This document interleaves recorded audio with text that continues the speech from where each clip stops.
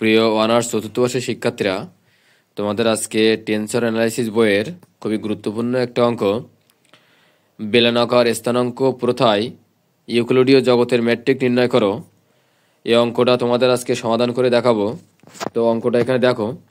এই অঙ্কটা সমাধান করার ক্ষেত্রে প্রথমে আমাদের জানতে হবে যে কার্তেশীয় স্থানাঙ্ক পদ্ধতি কি, এবং সেই কার্তেশীয় স্থানাঙ্ক পদ্ধতি থেকে আমাদের বেলনাঙ্ক স্থানাঙ্ক পদ্ধতিতে রূপান্তর করতে হবে। তো এখানে খেয়াল করো, তো কার্তেশীয় স্থানাঙ্ক পদ্ধতিটা হচ্ছে যে DS square equal to DX square plus dy square plus DZ square, এটা হচ্ছে কার্তেশীয় স্থানাঙ্ক পদ্ধতি। তো এটাকে আমরা দিলাম 1 নম্বর সমীকরণ। কার্তেশীয় স্থানাঙ্ক যে স্থানাঙ্ক ওইটা হচ্ছে এক্স ওয়াই জেড, এবং বেলনাকার যে স্থানাঙ্ক সেটা হচ্ছে রো ফাই জেড। এর মধ্যে যে সম্পর্কটা হচ্ছে X equal to rho cos phi, Y equal to rho sine phi, আর জেড ইকাল টু জেড।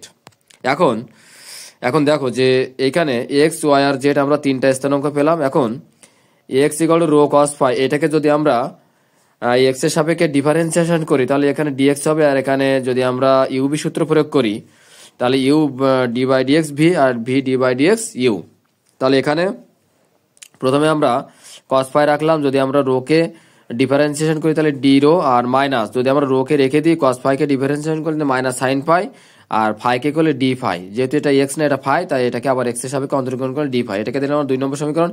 একইভাবে যদি আমরা ওয়াইকে ডিফারেন্সিয়েশন করি ইউবি সূত্রের মাধ্যমে তাহলে এখানে D Y equal to rho cos phi D phi plus sine phi D phi, এটাকে দিলাম আমরা 3 নম্বর সমীকরণ। এখন জেড ইকুয়াল টু জেড, এটাকে যদি আমরা জেড এর সাপেক্ষে অন্তরীকরণ করি তাহলে ডিজেড ইকুয়াল টু ডিজেড হয়, এটাকে দিলাম আমরা 4 নম্বর সমীকরণ। এখন আমরা এই 2 নম্বর 3 নম্বর এবং 4 নম্বর সমীকরণের যে মান এটা আমরা 1 নম্বরের সমীকরণে বসিয়ে দেবো। বসিয়ে দেওয়ার পরে এখানে দেখো যে 1 নম্বর সমীকরণে কি দেওয়া ছিল, 1 নম্বর সমীকরণে দেওয়া ছিল ds square equal to d x square plus dy square plus DZ square. এই সমীকরণে আমরা ডিএক্স এবং ডিওয়াই এবং ডিজেড এর মানগুলো আমরা বসিয়ে দেবো। বসিয়ে দিলে আমরা যে মানটা পাবো, এখানে দেখো যে ডিএস স্কোয়ার ডিএক্স স্কোয়ারের মান হচ্ছে cos phi D phi minus rho sine phi D phi square, আর ডিওয়াই এর মান হচ্ছে rho cos phi D phi plus sine phi D phi square plus d z স্কোয়ারের মান হচ্ছে ডিজেড এর মান হচ্ছে ডিজেড স্কোয়ার। তাহলে এখানে খেয়াল করো, তাহলে এখান থেকে যদি আমরা a minus b whole square সূত্র যদি প্রয়োগ করি তাহলে এখানে হচ্ছে a square minus 2ab plus b square, a square minus 2ab plus b square, আর একইভাবে এ প্লাস বি স্কোয়ার সূত্র হচ্ছে a square plus 2ab plus b square, আর এখানে ডিজেড স্কোয়ার যা ছিল এখানে তাই, আর এটা আমাদের এই মাইনাস 2 প্লাস 2b কাটা যাবে।